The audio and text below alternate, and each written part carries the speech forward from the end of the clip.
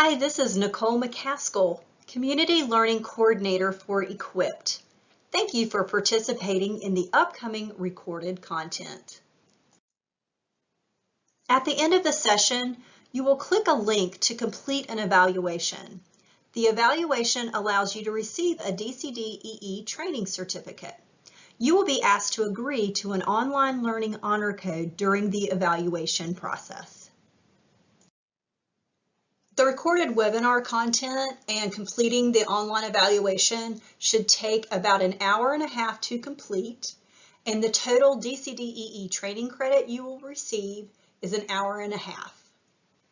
Your training certificate will be available to you once you complete the evaluation, and after you submit your evaluation, that certificate will also be in a follow-up email to you that also includes some resources. Our presenters for today include Rhodus Riggins Jr., who is Equip's Quality Enhancement Coordinator. Our other presenter is Tammy Holtzman, who is Equip's Administrative Assistant and Quality Enhancement Support. This content was originally presented and recorded during the Guilford Early Learning Collaborative, otherwise known as GELC, Spring Conference on April 10th, 2021, during a facilitated live webinar. Thank you, Nicole. Good morning, everybody. It is such an honor and a pleasure to be with every single one of you. My heart keeps smiling when I see all these beautiful faces, all these beautiful names popping up on the screen. I saw Ms. Marie just came into the space. So on behalf of Nicole and the Guilford Early Learning Collaborative Planning Committee and Tammy and myself, we also wish to extend to you a huge welcome. It is an absolute pleasure for me to join my beautiful friend and colleague, Miss Tammy, this morning. Tammy and I have known each other over the years. Even when we worked together at Equipped, our paths kept crossing in the field because both of us have the passion and a love for supporting children and children with special needs and their families. So Tammy and our paths just kept crossing through conferences and through PD opportunities. Personally, just a little bit about my experiences supporting children with special needs and their families. I had the honor as working as an inclusion consultant with a statewide project entitled Partnerships for Inclusion. So in that role, I got to travel all through 100 counties of North Carolina, working in various settings, working directly with children with special needs, working directly with families, working directly with administrators and leaders as they were really implementing strategies and programs to support children with special needs and their families. So I bring this wide lens and view to the field of inclusion, to the work of inclusion at varying levels.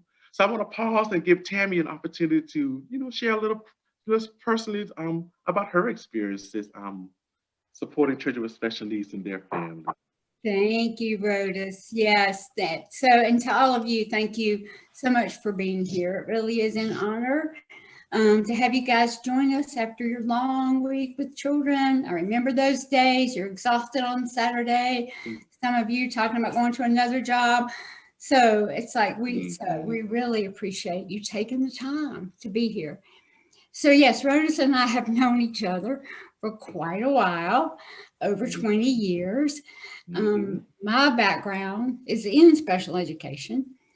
I've been very passionate about inclusion of children who have exceptionalities since the early 90s. And that was in the beginning of my teaching career. And, it's the kind of thing that if you guys, those of us who are older, if you think back to when you were in school before children with exceptionalities even had a place in a school building, then you can kind of see a journey through the years. And so, and that's where I am. In the 6th grade, kids, there were like 3 classrooms of special education, separate classrooms. We never saw those kids, never. And we were kind of scared of them. Wheelchairs and apparatus and like, whoop. And so I grew from that, from from that to, in 1990, as a special ed teacher, wanting the children that I served to be included because we were still separate, not as separate as it was in the 70s, but we were still separate. Like even so separate that the other preschool classes didn't want to play with my preschool class out on the playground. Like we had to have separate play times. So, it's like it takes years to get to inclusion and equity. We see that. So then we moved ahead in that same school system. So by the time I met Rhodas, we were moving in that direction, and he came to us and did sessions for us. And, when you walk through that journey and you just think, how are we ever going to get there? But I will get into a couple of stories of the successes that we saw. And part of the reason I'm so passionate about it is that I see those benefits for children with exceptionalities and what we would consider typically developing children. Think of the developmental along a spectrum, but what we call typically developing children. Anyway, the benefits for all children. So thank you, Rhodas. I better shut up so we can move ahead. No, Tammy, I was enjoying your journey. Thank you, love. And even as you hear both Tammy and myself speak, you'll notice that there is this interchangeable use of terms referencing children of varying ability levels. So that is very common in the literature. That is very common even in the laws. So you hear in terms such as children with varying ability levels, children with disabilities, children with special needs, children with exceptionalities. So you hear both Tammy and I using these terms interchangeably this morning, and you probably do as well. Tammy and I did not come before you to present. We came to engage you in conversations. So we'll be inviting you to lift your own voices, your own stories, your own experiences as well this morning. I am going to pause for a second and begin to share the presentation. Y'all, they trusted me with the technology, y'all. This could be dangerous. This could be dangerous. We can do whatever you're comfortable with, Rose. We'll switch around if we need to, right? Yes. Let me go up here. Let me go into full presentation mode. Beautiful. You've had an opportunity to perhaps list your name and role and program in the chat box. Let's take a look at some of the conversations we will be engaging with. And Tammy and I are also going to be modeling the spirit of inclusion this morning. What I mean by that is we will make an effort to read the content on the slides because we recognize that many of you are engaging in these conversations and using various modes of technology. In addition, Tammy and I cannot account for your ability levels. I had the honor for the past few months to be with an amazing young man from Exceptional Children's Assistance Center in Davison, North Carolina, Mr. Billy. He's a young man who is an individual with both visual impairments as well as hearing impairments. So as this condition facilitator, we've been trained not to read the slides.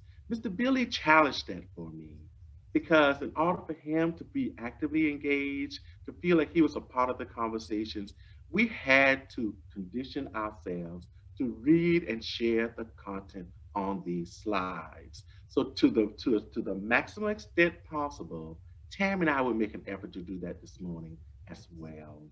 So let's take a look at some of the conversations we're hoping to engage in. We're going to reflect on the importance of play, of children of varying ability levels. You see how the language switched again? We're hoping to talk about play strategies at 4 main levels. We will be sharing this PowerPoint with you, and all of your strategies are going to be organized around efforts to facilitate, to initiate, to invite, and to engage. We have comprised quite a bit of resources that are also divided by articles, by social emotional resources, by guides and modules, as well as videos for you to continue your own exploration as well. But before we dive into the content, let's take a few minutes to reflect upon our own play experiences, as well as define play and the characteristics of play with Miss Tammy. So if you all will just take a few minutes and think back to your childhood and your favorite place to be or to play. What was that? What was that favorite place? And when you think of it, think about why was that your favorite place to play, to be. And then when you think about why, it's like, think about what emotions you experience in your favorite place.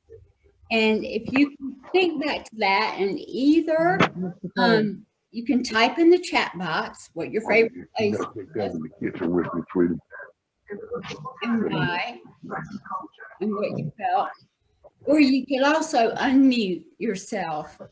You need to go back one slide there, Rhoda. Look, I moved the mouse, Tammy. I'm sorry, love. There we go. So, I know Sammy's unmuted now. If you, so anyone who wants to share, feel free to unmute and share your favorite place to play. I'll go. Great, thank you. Okay, my favorite place to play when I go back into my childhood would be in my backyard. We had a huge backyard, and we always played red light, green light with my siblings, my sisters, my childhood friends. And I don't know if it was the fact of running and stopping until we reached that end of that light and touched the next person, and then we started all over again. And I think the engaging of it was we was all together. We all was like trying to, that sense of trying to be the first one. But yet we had fun when we got to the end of it. The competition wasn't where I'm trying to beat you. It was a fun competition. So when I think about my childhood, I think about that. Now looking back in my age now, that engagement started when I was younger. The interaction started when I was younger. The experience of sharing started when I was younger in my backyard playing. That is beautiful. Beautiful, Miss Mary. Beautiful. Yep. And I think somebody entered something in the chat box, Nicole. The backyard, Miss Wanda. The backyard and the special tree. Wait a second. Oh, hello. Get feedback. Go ahead. Okay. Hi, this is Miss Joy. Uh-oh, we lost you. Mine was basically. No, it won't work. Is that Miss Joyce talking? That is Miss Joyce. Just a little. I think I think she's in with Miss Roberta. I think if they just log out of one of the computers, they might not have that feedback. Okay. Just turn off one of the other devices if they want to. Just the joys of technology. Yeah. Go ahead, Mr. Good morning, ladies and gentlemen. Miss Rig, it's so good to see you. But in answer to the question, in my day, it was in front of, because I was raised in New York when I was a little girl, it was in front of the stoop, because the grandparents and parents would be on the stoop. We couldn't move from in front of our building. But we had, my girlfriend and I think about her often, Sarah Canty, we used to partner for jumping rope and shooting marbles and skating up and down the street, and we were always the winners. So, but like the lady said, Miss Cheney, it was wonderful competition. You know, we it was almost, I can't even begin to tell you the emotion. You just took me back to something that I haven't experienced in a long time. And it just makes me feel good to have to even go back that far, you know, because I'm a much older person from the 40s, early 40s, latter 30s, 40s. So Wow. you sort of know I'm telling my age here. You're But just then seasoned. Yeah, when I would come south with my mother, because she was raised in South Carolina, Greenville, South Carolina, and be with my parents, it was just being out, and they were just as concerned. We had to stay close to the house, you know, and we had a 6 o'clock curfew. You had to be across the house, not going up the steps or coming through the yard. We had to be in the house, but it was beautiful. It was really beautiful. Something that I pray for the children for today, you know, that I wish they could have it. Amen. Good point. Thank you, Miss Joyce. Yeah, and there's some sharing in the chat box. Yeah, I was just going to tell you, Tammy. Thank you. Miss Marie saying in her backyard, jumping rope with your sister and friends. That's fun. Thank you, Miss Marie. April, Neil, playing with your siblings, neighborhood friends at the Boys and Girls Club. Used to go to a place called The Drop. Used to have relay races and football. See, it's so good to bring back these memories. This sounds like so much fun. My backyard, from April Timmons, in my backyard, running and playing hide and go seek with brothers and sisters. I have that same memory. Fun. And there, the woods. We had access to lots of nature and creeks. Go on adventures and explore. Still my favorite place to play. Thank you, Nikki. Well, that sounds like fun. Shakira Green, my favorite place was to be at my grandparents' house. My favorite things to play were double dutch, riding my bike, and playing kickball. Weekends and summers, always the best. I get that. That's beautiful. Thank you. Anybody else want to share for just another minute? I don't want to leave anybody out. Oh, look, Miss McLean, play and jump with friends. I would like to share. I grew up on Lake Gaston, and when I moved away, I realized how fond I was of the lake and how that was a calming and soothing thing for me. And so now, you know, they say when you find yourself lost, you go back to the place you first knew yourself. And so I always go to water or a lake because it reminds me of home. Beautiful, Miss Jessica, beautiful. That is beautiful. Thank you for sharing that. Beautiful. Thank you. Thank you. So as we move forward in these conversations and you're reflecting on your favorite childhood memories and favorite places to play and individuals that you were with, think about how could we provide opportunities to give all children, particularly children with special needs, those same emotional experiences, as well as tactile experiences as well. I think next Tammy and I are going to explore some of the missing facts about play briefly, Miss Tammy. Yes, sir. Thank you. And before I leave this, let me just read what Miss Ebony said, because look, you just predicted your future. Her favorite place was in her room. I would make my siblings and cousins play school. I was always the teacher. So there you there was your future foretold. So so let's think. While we've talked about play for us, and you guys have shared those beautiful memories, if we think back to what are some of the myths or facts about play that we know, we all, have our experience in early childhood. We think about play, but then sometimes we think of, sometimes we miss some things about play. So we're just going to randomly select some of these statements, and you can put it in the chat box, or you can unmute and say myth or fact. So one of the things, I'm going to skip around. I'm not going to do them in order because I want you guys to choose some. The first one I'm going to choose, though, is that second one. Play is one of the most important learning opportunities for children. Myth or fact? Fact.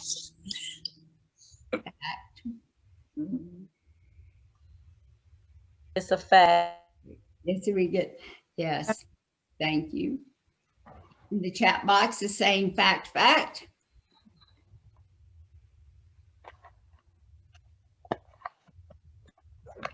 Right. So we probably can all pretty much agree on that one, right? That that's a fact. So somebody choose one of the other statements on this slide and tell us if it's a myth or a fact. You get to pick. One says babies don't play, and that is a myth, definitely. Thank you. Anybody else want to weigh in on that one?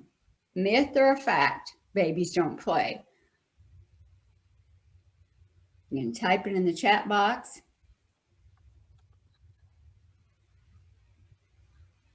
That's a myth. Babies It's a do myth. play.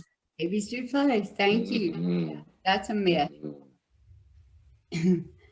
All right. Anybody else want to choose one of those two that are left on this slide?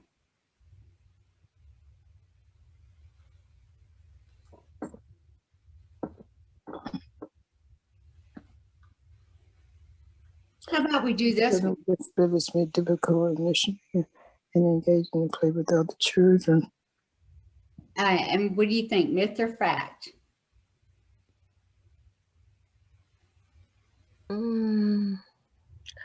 They do have they do have difficult engaging and playing with other kids. That could very well be true. So yes, thank you. It is a difficult one. Somebody just said that's a difficult one, and it is because it can vary. Yeah. So some young children, like when you think about children you may have had experience with who have autism, who don't have good communication skills, well, that makes it hard for them to initiate and engage. Right. Yeah, so let's move to the next slide, Rhodas, and there's a few more statements. We'll just take a minute. So somebody pick one of those statements. Who wants to read one of those? I'll go. Thank you. Play is not educational. That's a myth, because it doesn't matter what the children are engaged in, whether it's like a baby, for instance. If the baby's playing with their feet, they are engaged in playing with their feet. They're recognizing their feet. They're curious about their feet, their hands, the things around them. So children playing is a myth because they are learning about their body parts. They're wondering what they are. So they are playing with them, but yet they're learning at the same time. Oh, thank you so much. I'm so glad you used baby as an example, because we often don't think about that, how that's so important developmentally. That is part of their education. Thank you.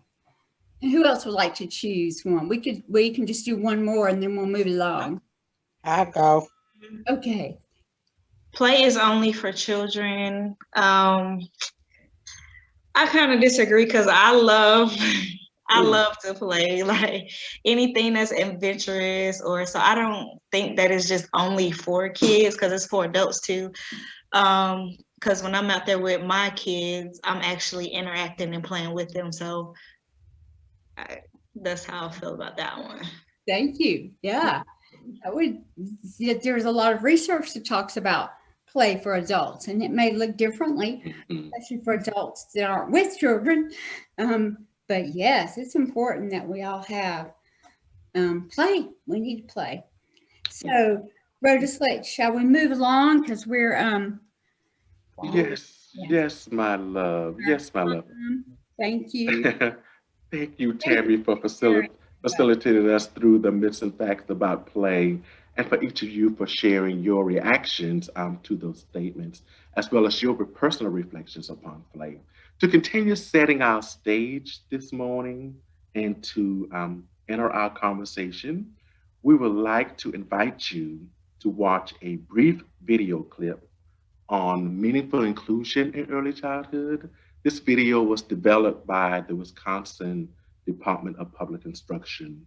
As you view this video, be thinking about what general thoughts and reactions come to mind, what perhaps resonated most deeply with you or for you, what stood out for you, as well as what lingering questions may be remaining for you.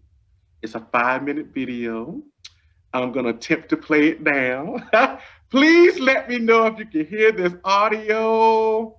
The last time I did a video, we were halfway through the session and someone said, oh, we couldn't hear a thing. Very nervous. Can you hear it?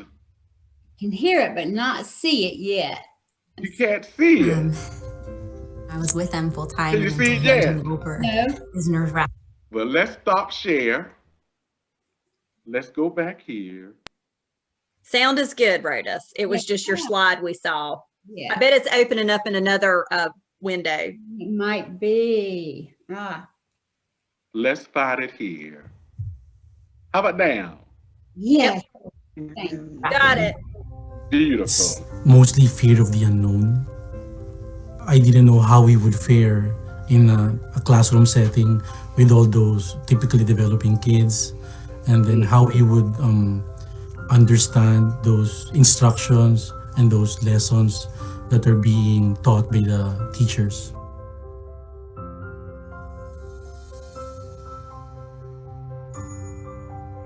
In early childhood, every classroom is an inclusive classroom. Whether you're talking about children with abilities or just children that have had different life experiences up until this point.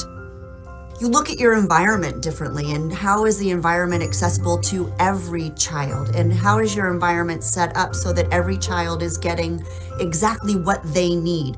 Our mission and vision statement are anchored in high expectations and outcomes for all students. So living that out at the early childhood level, that was the work. I think it all starts with that IEP process. So really having that evaluation team and the current team writing those functional goals and objectives. My goal is that services such as speech, OT, PT, all those could be embedded right within the classroom and the routines that we have. When you are an early childhood kid between 3 and 5 years old, you want to do what your friends are doing, and to have children the expectation that they're going to sit and do one specific thing at any given time that you choose doesn't always work out. But when it's an itinerant model, having those service providers coming into the environment, working with kids, doing things that kids are naturally doing is in the best interest of kids. We used to have our kids that are the kids in childcare, and then our kids with IEPs that were joining that group. So it kind of starting out to meeting those needs more individually, which has really turned into all that joint ownership. All kids belong, both reg ed and special ed teacher and therapists too, that we all are a team for every child. I think teachers learn from other teachers. And so when you have special education people in there, whether it's an OT or a PT or a speech person or just a special education teacher, they are modeling different behaviors or using different words that as the regular ed teacher, you can listen and go, oh, I may be able to use that with another child. He's learning in class, he's engaged in class, he has relationships. Before, we were like thinking maybe we're going to be there for the rest of our lives to support him with all the needs that he got. But we are so happy to see that he can really do the things that he can do right now. Those skills has developed so much. He can truly create something wonderful, and that really makes us very proud. I think what we know now is that there are more questions than there are answers, and to be open to every opportunity that you are given to learn and to develop always what's in the best interest of the child, and to give them those opportunities to show you what they need and to listen to them. It makes me really optimistic for his future. You know, I used to worry a lot about, would he fit in? Would he get picked on? How would his classroom environment be? But he has become quite the popular guy at school. So he comes into class and I can't even tell you how many kids hug him. He has true friendships, true relationships in class. And he brings a special just energy to his class, and it's positive for his classmates too to see that. I hope inclusion promotes awareness to those typically developing kids that there are other kids like our son that need support as they try to learn their way through life. There's a softness there, there's an empathy there that I see in his peers. So we didn't expect that, but we love it. We know that young children need a variety of rich experiences with all of their peers. And we also know that not only children with, but those without disabilities benefit from inclusive environments. Wisconsin's vision, every child a graduate, college and career ready, is not possible unless our children with disabilities have the opportunity for meaningful participation in their classrooms, in their schools, and in their communities. Now is the time to get past the hurdles. Whether you work in private or public school settings, in center or family-based childcare, Head Start or special education services, every one of us will be able to take great joy in making a difference for our kids and their families. As you move toward inclusive environments, if you are in need of assistance, feel free to contact the Wisconsin Department of Public Instruction. We'd be more than happy to help. Thank you.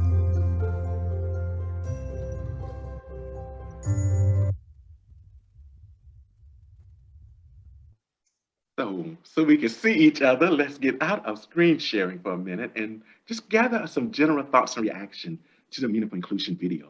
What was something that stood out for you?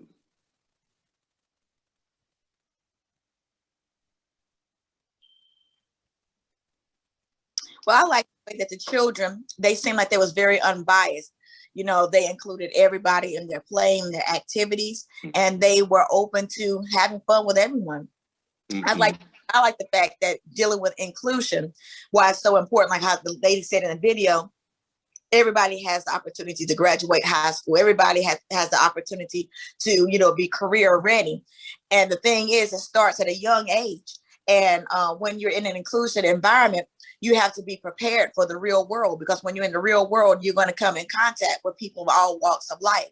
And when people, both people who with disabilities and without disabilities, they are learning empathy. They're learning how to be able to adapt and change and know what their limitations are. Beautiful, Miss April. You have just shared many of the benefits of inclusion for both individuals with and without special needs, as well as teachers and administrators. So thank you, thank you. Any other general thoughts or reactions to the Meaningful Inclusion video? What types of supports did you see at the environmental level, which Tam and I are going to go to in a little bit later on, we get to the strategy sections, but there were many different environmental supports present in that video as well. Did you pick up on any of those modifications and adaptations and visual cues that were being used in the environment?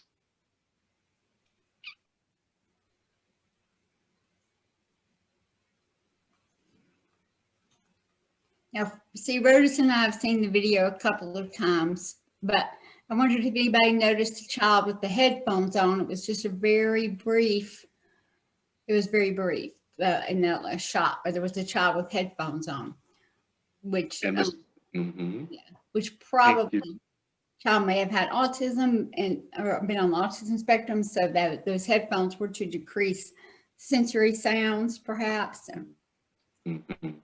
Beautiful, Miss Tammy. And Miss April said, yes, one child with a hat. Yes, visual. Miss Janet said one child with a hat. One was the visual cause. Yes, you saw visual cues being used in the environment, as well as socio-emotional supports. You saw the feelings chart. You saw the visual cues that were individualized on the ring of the adult in that environment.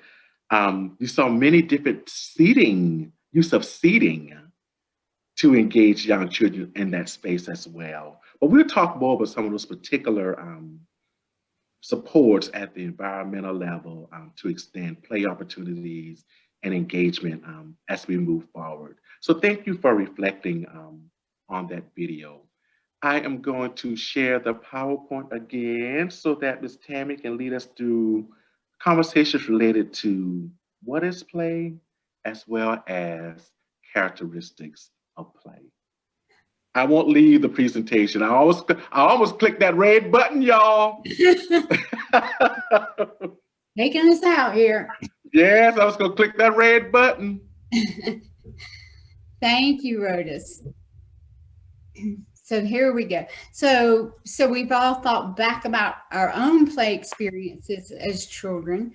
We've talked a little about the, meaningful inclusion.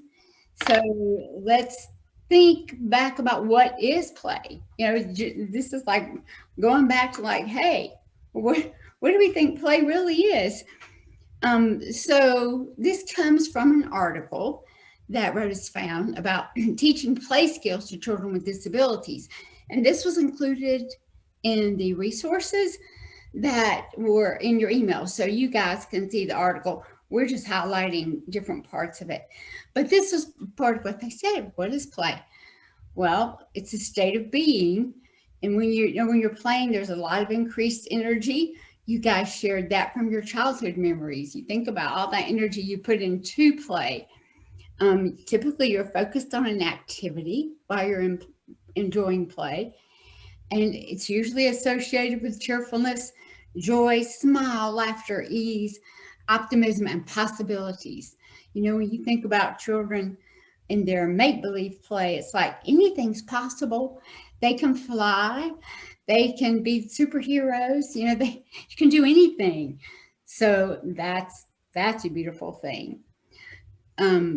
So let's go on to the next slide, Rhodas, and let's talk about the characteristics of play, and then let's see what stands out to you guys after we go through these slides.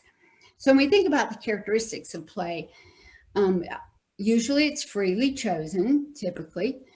It's usually personally directed. So what that child is interested in, what they want to do. Look at that picture of that little girl, all those kids around her, but she is focused on her little block set, no matter what else is going on. She's personally directed to do that. There's a lot of trial and error to learn something new, and it's very intrinsically motivating.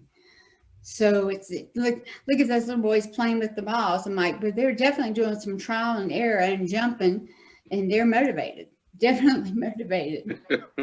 So let's move to the next slide. Here's some more characteristics of play. It's typically flexible, very spontaneous. I was looking at that guy doing that handstand, like, let me get up here. I'm flexible and I'm spontaneous. It's voluntary, and this is a huge characteristic to me. It uses natural environments to promote learning and socialization. When I see that, I think, well, there you go. That just points right to inclusion, because children, if they're going to be in a natural environment to promote learning and socialization, that will be very important for a children with varying abilities to be there, so that they can be a part of that natural environment. Is there anything in those in this, the characteristics or what is play, that stands out to you guys? Or do you have another thought about what is play that was maybe left out? I see something that's very interesting. If you look at the bottom picture to the left, you see the African girls with the boxes on top of their heads. Yes. One of the questions that you had on a previous slide is that, does children have to have toys, real toys, in order to play? You can give a child a box, and that box can become a rocket ship. That box can become a doctor's office. That box can become an ice cream truck. They found different ways to play by pretending that the boxes are something like hats. I find that amazing. And look at that face. I love that you shared that, April, because that picture is beautiful. I love it. And I thought that, just like, if you don't have toys, you just make toys with whatever you have. So you don't have to have a toy. Yeah. Okay, I like to bounce off what she said. And when I look at that same picture, I think about when we was younger, we didn't have toys like the kids have toys today. So in our some of our objectives at the centers is, how do children take other materials and turn it into a learning device to suit them? So when I think about just a simple box, as she stated, to make a hat out of it, they could make drums out of it, they could make pans and serving food, a tray or whatever. When you go back in the latter days, my age, we used what we had for toys, but yet those things are coming back today as tools for our new generations, when we was playing with them and not really knowing that those was learning tools and toys to us. So that was a good analysis. Yes, Miss Mary. Yes, we grew up playing with loose parts and natural materials. And you're right. That is the shift. That is the shift where we are experiencing today. Yes. And look how they using loose parts today for the kids to just play with and engage in, to use their own creativity to engage in play with just loose parts and stuff. Exactly. It's very, very important, because they learn so much while they're doing that. It's just, you know, that brain is going, and they're problem solving, and even the motor skills, it's like it's all working together. So thank you so much for sharing, guys. Anybody else before we continue? Hello. Oh, yes, ma'am. I think play, for me, play gives children opportunities to succeed. And that those opportunities help them at their own pace. It fosters their own creativity, their own sense of self. So that's what I love about play. Children can do it, you know, on their own timing, their own levels, their own sense of engaging and bringing others in, the social, emotional side of our beings. So I like that play gives children opportunity for success. Beautiful, Miss Hunter, beautiful. Thank you so much, because you're right. Not all children play the same way. So yes, that's beautiful. It's very individual. That's great. Well, Tammy, shall we just go ahead and introduce all these varying types of play that we have thought of and operating around? So y'all, I'm gonna be in the spirit of full disclosure on this slide, because some of these types of play, these kinds of play, I was not familiar with at any level. So according to the article on teaching play skills to children with disabilities, research-based interventions and practices that Tammy referenced earlier, that is also included in your resources, all types of play, all kinds of play may be categorized into two broad categories. Social play, who the young child is playing with or near. Cognitive play, the toys or the materials that the child may be using. In addition, Bob Hughes, in his book entitled A Play Worker's Taxonomy of Play, divides play into 16 types. Y'all, we have captured those 16 types here. I want to invite you to look at this list. We have everything from free play, guided play, symbolic play, which is where Ms. Mary and many of you were just talking about, when you take objects and those objects become they can become whatever they want to be. You can take a paper towel tube and it becomes a telescope. All of that are forms of symbolic play. Those young girls who are using those boxes and those very inventive ways, all of that represents symbolic play, using objects. So then it's rough and tumble, social dramatic, creative play, communication play, locomotive play, deep play, exploratory, fantasy, imaginative, mastery play, object play, role play, and that word that begins with an R that I am not going to begin to try to pronounce. So I'm going to let Tammy pronounce that one. Recapitulative play. That is a big one. So what in the world is that, Tammy Mae? What type of play is that? That is when I had never heard of this either, guys. I read this, I'm like, what? That's play that allows children to explore ancestry, history, rituals, stories, rhymes, and like fire and darkness, which is fascinating. And the description was like when you see children play outside and they start rubbing sticks together to make fire, like that's going back, right? Like who told them to rub sticks together to make a fire? So, they're used to seeing matches or other ways to make a fire. So it's like going back. But, way back in the past, building, tents, whatever. It's like, kids love that. Yeah, so they're, oh, thank you, Tammy Mae. Yo, that's my Tammy Mae, y'all. Y'all hear me call her Tammy Mae. Thank you, love. So yeah, there are all these various forms of play. We may be more familiar with free play. Were there any other types of play, kinds of play? Let me be specific. There's the types of play are the two broad categories. There's the kinds of play are these 16 different types. I think we have more than 16. So are there any other kinds of play on here that perhaps you were more familiar with as well as least familiar with?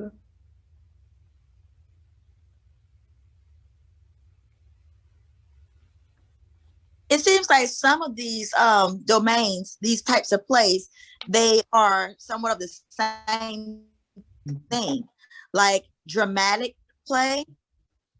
Creative. And I can also see they could be imagined as well. Certain things like that. If there was to be at a dramatic play area, sometimes they call it home living area. They could be using their imaginations, pretend they're dad or something like that, or firefighter. So yes. And in the definitions, they're all pretty related. Like socio-dramatic, it's like when children act out experiences, like playing house, going to shops, going to a restaurant. So it's something they've experienced. I guess that's where the social part, socio-dramatic. Dramatic play is where they figure out roles to play, they assign them and they act them out. So it's very similar. The dramatic may not be something they've experienced, it's something they make up. So yeah, they're closely related, like you said. Mm-hmm. Yeah, because I think I asked Tammy, I was like, well, what's the difference between rough and tumble? And where was the other, and locomotor? I was like, well, what's the difference there? Yeah, those are closely related. Rough and tumble being more about children discovering their physical flexibility. And it's not about fighting, it's physical flexibility, strength. They can burn up a lot of energy, with rough and tumble. It just has to be appropriate. The locomotor is just movement for movement's sake because it's fun. Like if you're playing chase, tag, hide and seek. So, Brodus, I'm really glad to see rough and tumble play on the list because I think a lot of times in our field, we sort of overlook that and think of it as play fighting and not really think of it as important for children's development to be able to roll around on the ground and for the aspects of playing with other children in rough and tumble play and pressure points and sort of children still need to have those experiences. So I was glad to see that one on the list. Yes, Nicole, that one allows children to test their strength, their flexibility, and it actually burns up a lot of energy. It's important. They need to be able to have that rough and tumble play. Mm-hmm. I know, particularly for boys, we need rough and tumble play. Yeah. So hold on to the types of play, hold on to the many kinds of play as we begin to dive into, well, what does play skills look like for children with exceptionalities? So these research points are from the Teaching Play Skills article as well. Just want to highlight a few of the challenges related to play skills for children with exceptionality. So when you think about children who may have mobility challenges, let's drill this down. to children who perhaps may have physical challenges, or even fine motor, delays in fine motor skills. Um, it impacts the young child to manipulate, to engage. It may impact the young child's ability to manipulate materials as well as to engage and move around their environments and their spaces. We also know that when a young child has visual impairments, it may impact the child's ability to explore materials as well as his ability to even explore his or her environment. We know that when children have cognitive delays, or their cognitive abilities may be impacted, it limits their development of these pretend play skills, this more deeper fantasy play.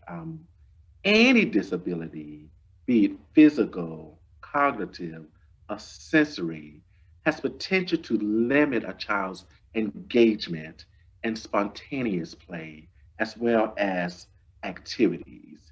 You have some children, such as a young child who may be on the autism spectrum disorder. I want to be very careful with my phrasing and to ensure that we are using people first language where we are acknowledging the child first and the exceptionality secondly. So you may have a young child with autism spectrum disorder who may engage in more single play, wherein for hours they may manipulate the same item, the same object in a very stereotypical way. You may see them lining up cars, lining up dolls, and they repeat this behavior for minutes or hours. So when it comes to understanding how young child's exceptionality may impact his play skills, these research points remind us that play is less complex for some children with exceptionality, even though the materials may be available, and that social interactions in play may definitely be limited due to a young child's communication challenges, which leads us to the importance of us as facilitators in inclusive environments, particularly when children may have communication challenges. Whatever type of communication system they are using, it is our role to ensure that his or her peers are also aware of the young child's communication system and that we teach this communication system to peers as well. Communication systems have advanced.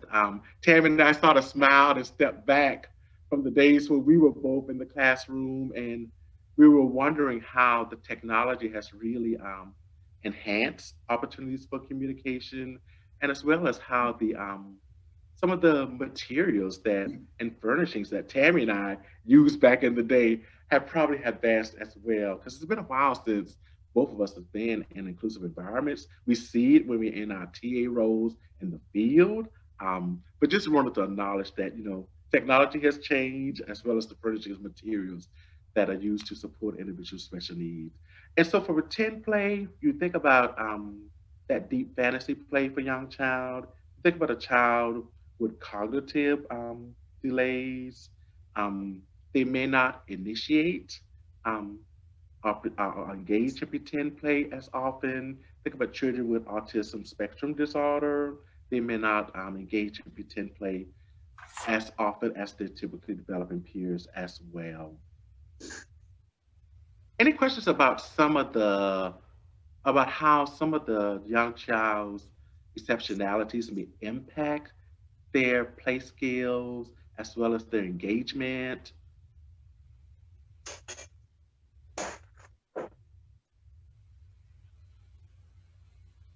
I'm gonna count to 10. Okay, could you Could you repeat the question one more time so I make sure that I answer it correctly? Yes, Miss April. Any thoughts or reactions to how a young child's exceptionality or ability level may impact his play skills, their play skills? Let me go to broad sense, their play skills. Okay, I'm gonna take it both ways. Let's take a child who has full disability or no cognitive delays. That child may be very, very confident with inside of themselves. They may not even see any limitations that they cannot do. They may be very assertive. They may actually be aggressive or just be very confident to the point where they can make a friend just like that. And they assume that, you know, whoever they come up to say, hey, you want to play? That person's going to want to play with them because, hey, they may feel awesome with inside of themselves. Then you may take a child who has some obviously physical disabilities. Not saying that child cannot be confident, because that child is just as confident as anyone else, especially if they have the upbringing of a loving family, a great support system, and being in a classroom of inclusion that give them limitless access to be able to be as great as they possibly can. But that child may know that they have some limitations, like they cannot climb that ladder, they cannot climb that jungle gym, or they cannot hang upside down like they may see their friends do, or they cannot run as fast. So they have to be creative, and they may be a little bit hesitant to go to someone they really want to play with. They may not say, hey, want to play, because they know that that child likes to run real fast, and hey, I can't run like that child. Or that child may be able to color and hold that pencil, that crayon well. So they're like, well, in their mind, like, well, how can that child play with me? Or how can I play and engage with the same kind of things that they do?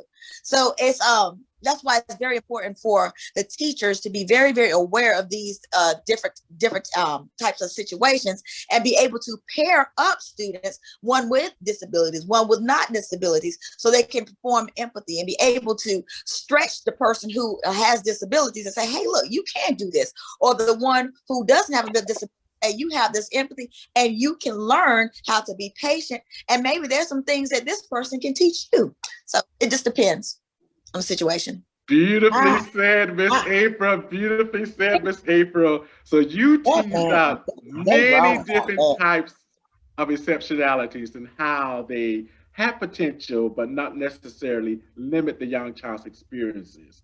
So I heard a small voice. Hi, this is Miss Joyce. Miss April, I agree with you, but you're hitting on something that has been a problem for me. My belief is, when I grew up and we had brothers and sisters that had disabilities, we were taught by our parents to help, to be supportive. So if we went to the park and we had somebody in a wheelchair, we helped them. Everybody's walking around this situation, to me, when what I call regular people, us, we need to be able to teach our children, to support these children from young, to instill it in the children as they grow up at 2 and 3 and 4 years old, how to be with children with disabilities. If it's taught, just like we teach them to walk and we teach them to talk, if these things are taught to them when they are little, we wouldn't have such a huge problem in public school, because the babies would already know how to deal with these children. They would learn to LOVE them. They would hug them like we learned in the kinder music. They would associate with them. It wouldn't stand there laughing at them and pointing at them and making them feel unsafe. You understand? So this is something that needs to be taught almost from the crib. You know, we all have disabilities, every last one of us. That's my fact. That's my statement. That's beautiful. Thank you. I love it. I love it. Something, if I can say just one thing, it's a memory, something she jogged inside of me. There was a little boy that was in my classroom, and we met in the 3rd grade, and his name was Teddy. Well, his real name was James, but I always called him Teddy. And he had cerebral palsy. He was born just like, you know, to me, I felt like he was born just like us, but he He just had crutches, but he could do anything else that anybody else could do, but it took him extra time. And he was just as intelligent as anybody else, but it took him time to get his words out. And he and I, we stayed friends from 3rd grade all the way up to after I graduated high school and beyond. But I noticed something. Not to make me cry sometimes, I was starting to think about it. But I remember because I was in high school and I was kind of popular. I was I was a cheerleader, dance girl. You know, everybody knew April, and you know, everybody knew. But at the same time, I loved everybody. And I remember that Teddy, he used to sometimes eat by himself because I remember people used to laugh at him because when he used to chew, he used to kind of chew and you could kind of see in his mouth. But he was my friend. And I remember I was sitting at the cheerleader table, you know, cheerleaders, and we had the bands and all the people who was, you know, the it group. And I was a part of that because everybody knew who I was. And I, you know, went to the same places they went. But that was my friend Teddy over there. And I remember someone said, I forgot which girl said, she said, don't you go over there. Because I had said, hey, Teddy. And because when he came in, he always waved. And I said, hey, Teddy. And so they said, don't you go over there. Why are you going over there? Get ready to talk to him. And they thought, well, he's not one of us. I said, yes, he is. And I picked up my tray and I sat right over there with Teddy. And I remember taking his napkins and wiping his mouth and everything. And I waved at my friends. I said, this is my friend. I said, Teddy, it's just me and you today. And he looked at me, said, you don't have to do this. He said, but I love you. And I said, I love you too. And I rode home on the short bus with him before just to make sure that he got in okay. But we all have to remember that we are all one. We are all equal in certain things, because there's some things that Teddy could do that I couldn't do. So we always have to remember that. Beautiful, Miss April. So even as a young child, you were a champion. Yeah. Not an advocate. You were a champion. Everybody's interesting to me. Beautiful. So thank you. So taking what Miss April just shared and what Miss Dick just shared, we're going to move on to the strategy section of our time together. So all of the remaining strategies are going to be organized around these 4 main categories. Both of you have eloquently highlighted the importance of facilitation, of our role, of presenting individuals at different barriers ability level, and what they call positive light. Positive light. So at facilitating, you're looking at how you're inspiring and creating space and time. April, you just said that your friend Teddy, he needed more time to express himself. Are we allowing time in inclusive spaces for young children? Initiation. This may be very challenging for some child, particularly if you have a young child who may not initiate as often. Children with autism spectrum disorder, children with cognitive delays, their initiation levels may vary at times, but initiation requires us to think about opportunities to follow the child leads and to foster those playful learning opportunities. Invitation. Many of you are probably most familiar with the term invitation when you have perhaps studied Montessori approaches to learning and play, where you're setting up play opportunities and play schemes. You're creating these learning environments and spaces and experiences that are designed to empower children to play and realize their full potential. I remember working in an inclusive classroom, and we had a young child with cognitive delays. So we spent a lot of time setting up the play environment. As you see in these images, everything is out, everything is set up. So what you're doing by this intention of setting up is giving the young child's ideas and possibilities. And then engagement. This is where we are truly tapping into the heart of being human and human learning, where we are inspiring children's autonomy across various developmental as well as cultural settings and experiences. So let's view these 4 categories by inviting the voice and experiences of Miss Mia into the space this morning. So this is going to be another video clip, y'all. And so as you're looking As you're viewing me, do you want to set it up, Tam, or do you want me to continue setting it Go up? ahead, go ahead. So as you're viewing Miss Mia, think about the specific strategies that are being utilized in the space from the adult perspective, from the peer, the social, the emotional, the environmental, and then think about some of the goals that Mia's mother expressed for her.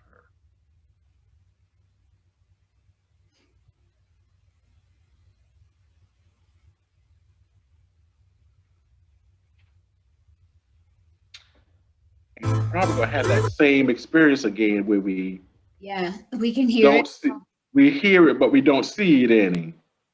So Exactly. let me come down here and share Miss Mia. Can you see it? Can you see it now? Got it. Well, we see VRBO. We're getting some Verbo. That's a nice house to rent. Yes.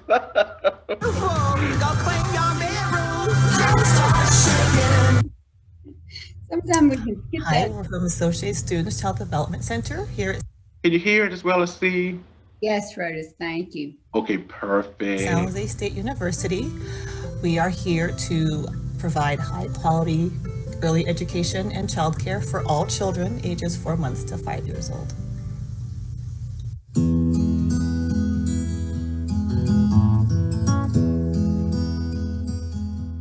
So when Mia first came to the center, she was new to the center. She, from my understanding, was with her grandmother for the whole year.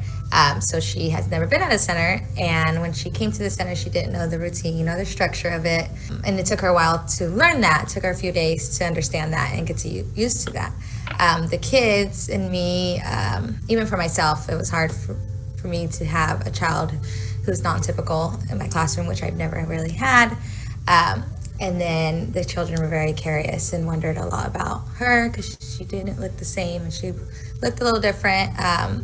And basically how I started that is I explained to them that there are differences in the world. Not everyone's the same. We started going into topics about, people in wheelchairs and people of different ages, color, hairstyles, everything. And they started to understand more about differences in the world. And so that kind of built our positivity towards Mia inside the classroom with the children. So some of Mia's strengths, she loves to be independent. Every time she eats, so she picks up her plate and then put it in the sink. And also she's very social. She loves interacting with all the children that are around her. And she's so funny. And she loves to dance. And I just love seeing her. The first day, I was so impressed because teacher Linda was her #1 supporter. She loves her so much. And I just feel amazing just to see that her teacher supported her in everything. And that makes me really happy and excited. So of course, in the beginning, Mia, everyone was curious about her. They kind of stayed away because she did have differences. And when I used the buddy system, she built those friendships. Everyone wanted to help Mia. Look. You're gonna read a book and then sit down? No. Read a book, sit quietly. No. So sit quiet. Yeah, the book. So we go up here to grab the book. Look. Oh, that was being very friendly.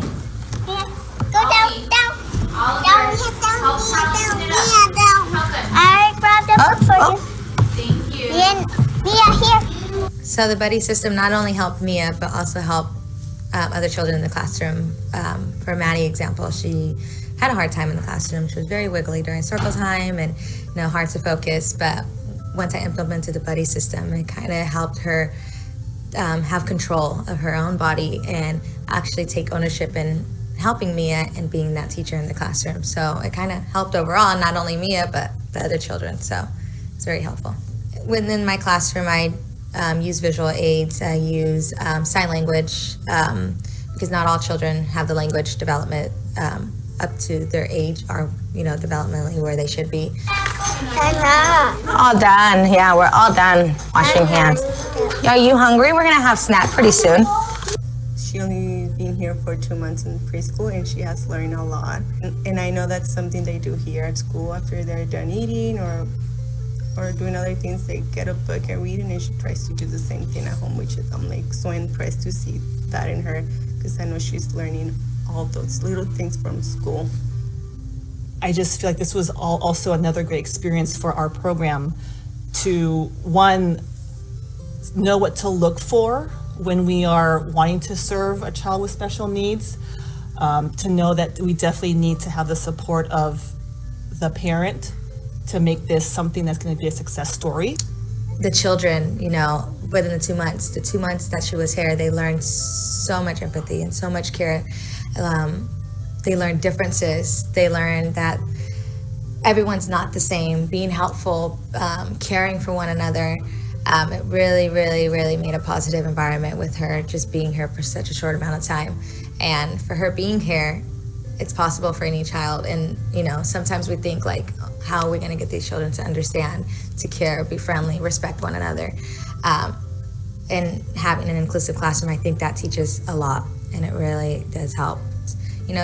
My parents even mentioned to me that they've never introduced their child to a child with disability. And so when I did bring it up to the parents, explaining, this is something that we need to teach them now. Whereas now the teachers and the admin staff feel more confident in using all these strategies from the teaching pyramid, the calming corner, finding, all those social stories, the PDAs, like all these things that are little steps towards helping them really made a big difference in helping them with their social emotional development. And it showed too, when they did the desired results developmental profile, we had these scores from social emotional development, and they were, on the lower side when we started.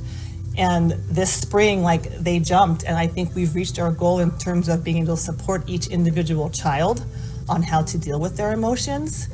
And I think it's an important aspect too, because we also educated our student staff and our parents on what we're doing. That in itself gave us more confidence as a program that we can help these families. We can help all these children. We have the right tools now. I was so excited when Mia graduated from preschool. I wanted to cry. When I saw her walking down the aisle and then seeing her sitting down in the chair, it was just so heartwarming. Mia, Bercia. Woo! Good job, Mia!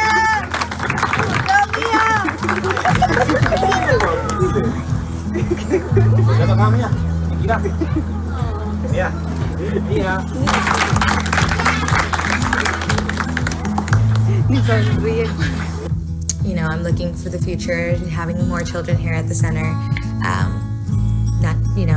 And then a little Mia here, hopefully. But yeah, it definitely changes the dynamic of the environment here, and you can feel that as a whole. So I am gonna miss her, and I wish her the best, and I know she's gonna do great. So I want Mia to be like a regular person, to be included into society, just to see her happy. If she has any dreams when she grows up, she loves to dance. If she wants to be a dancer or anything, I'll be there to help her and make her dreams come true. Just want to see Mia be like a strong person and be whatever she wants to do, not be excluded from society, but be included and not having that label like, oh, she cannot be in this particular group because she has this. But I'm gonna help her reach her goals and dreams.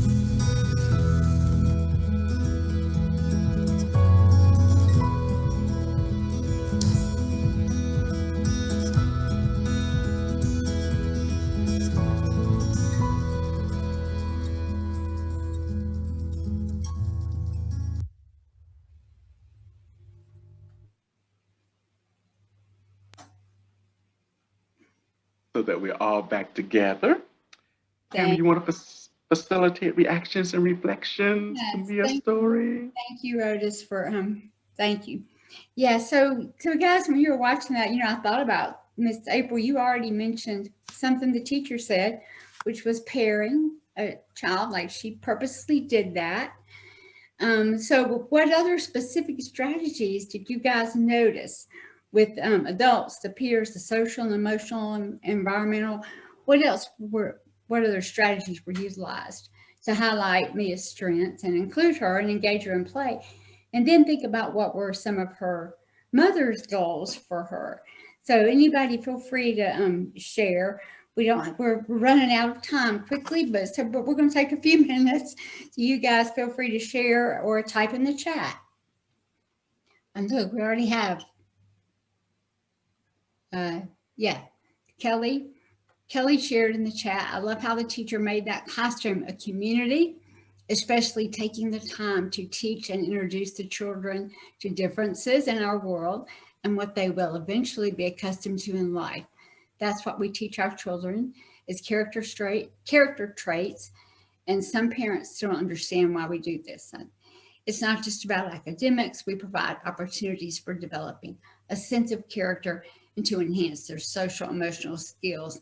Thank you, Ms. Kelly. So true. Okay, I'd like to interject that I think it was Ms. Hunters had said that the teachers had provided the materials that Mia needed to the children while the children are small. So they learn that compassion that Ms. Hunter was talking about at an early age, to where they also had the opportunity to have Mia engage in everything that they were doing. And they was learning this as young preschoolers. So now learning this at preschool, can you imagine how they're going to do in elementary school, middle school? And yet some of these same preschoolers are going to travel some of the same road and see other children like Mia. And they already know how to accept and engage with children with special need like Mia, because the teacher had already introduced this to them through the buddy system, through the vision board, through this here to they can help other children with special needs as they have learned in preschool with Mia. Exactly. Thank you. Yeah. Beautiful. And that is all part of facilitation. Yes. What I do in the space. Exactly. Anybody else? One more. Is there anything else in the chat? Okay. Anybody else want to share real quickly? I was trying to type it in the chat. I couldn't get it out fast enough. But I believe parent-teacher relationships are very important.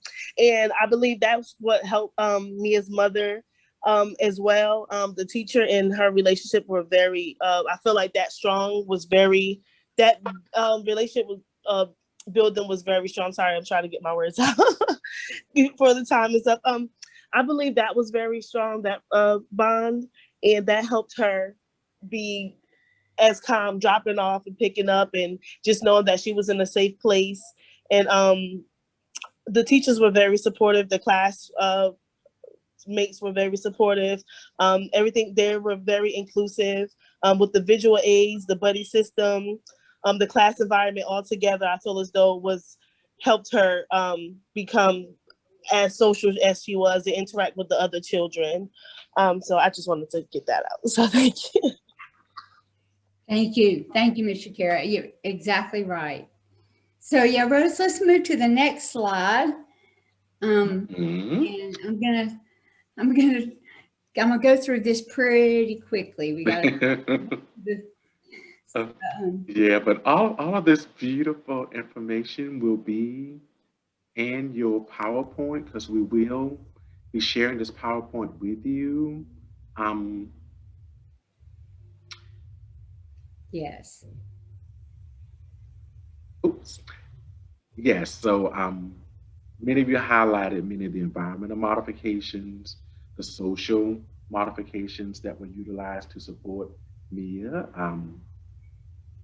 Tammy, you want to talk about this stay, play, and yeah. Look, it looks like my slide messed up a little bit there, Rhodas, but so I see. I'll fix it before we send it out. Yeah, the size of my picture is expanded. But yeah, so we We do know, like in Mia's situation, there were environmental modifications and adaptations. There were, the social environment was set up with grouping children like they needed to be, using stories with her. But the play, stay, and talk, it stay, play, talk. It's one of the strategies that's mentioned in this article that you will have in your resources. And the beauty of that is, like, you literally teach the children with their peer interaction. You teach the child who can communicate more effectively, the child that's buddied with a child who may have a developmental need. You teach them to stay with your friend, to play with them, like either play with them, either suggest something to play or follow their lead, go along with what they want to play. And then you've got to talk to them. So talk about what you're doing, talk about what they're doing, talk with them, ask them to repeat if you don't understand what they say. So I love that strategy, stay, play, talk, because that could stick in a child's mind very easily. So yeah, Rose, let's move on. So yes. We in the interest of time, we will not view Samantha's stories, but we sent Samantha's story out to you as part of your resources. Samantha's story just reminds us that, particularly her father is featured more in this story, and he really just highlights his desires, his hopes, his dreams, his goals for Samantha's. And that is just a powerful reminder for all of us that all families have goals, desires, hopes, and dreams for their children, regardless of ability levels. So definitely spend some time in reviewing Samantha's story. The rest of your PowerPoint is organized around these main key 4 areas and gives you some practical strategies for enhancing play skills with children with special needs. The importance of time and not changing materials too often. The use of assistive technology. And these assistive technologies and modifications may be commercial and they may just be everyday materials. Even things as shelf liners and cookie trays can be used to place puzzles on to stabilize materials for certain children. So definitely spend some time reviewing that. The slides talk about the importance of modeling, presents another strategy for you in terms of the ABC approach, where you're presenting toys, you're using live or verbal prompting, even physical prompting to support young child, intentional use of floor time, and then this whole notion around playbooks and play scripts. I was not familiar with playbooks and play scripts. I'm more familiar with social stories, but we have included a resource guide in your resource section. That is a resource guide for supporting children with autism and their play skills. So definitely spend some time reviewing use of playbooks and play scripts. And we have hyperlinked the resources for you, including the articles that we used to develop this presentation. You see that the self-pyramid model resources were referenced and used in several other videos. We have provided the link here as well. You have this guides and module where it talks about play scripts and playbooks, and that is the parent guide. We also included additional videos for you using the Connect modules that were developed by the Frank Porter Child Development Institute. And all of the videos that we have used in this PowerPoint presentation are included, and an additional one looks at inclusion on the playground as well. This was a quote that was shared with us as part of our Racial Equity PLC a few weeks ago, and it simply says that diversity is being invited to the party, inclusion is being asked to dance. Throughout those videos, you saw the whole concept of not only promoting social interactions or enhancing social skills, but promoting friendships. And Aristotle said it best: possessing all things, who would choose to live without friends? And that is our ultimate goal for all children, and particularly children with varying ability levels. So Tammy and I thank you for engaging in the conversation, for lifting your stories and experiences. And we all realize that this journey continues. Thank you, Rhodas. So I do want to say it was beautiful to hear from you guys. It's great to hear your voices. So even if we had to fly through some content, you guys will have the content. It was much more important that we hear you. And Yes. thank you so much for sharing. Yes. And I'm going to turn it over to Nicole to talk about evaluation. Thank you for viewing this content.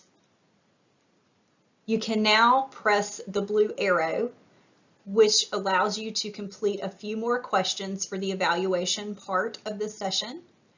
Once you are finished with those questions and press the final blue arrow, your DCDEE training certificate should appear. At that point, we encourage you to right-click and save the certificate if you're using a PC or laptop, or you can also screenshot it if you're using a tablet or phone.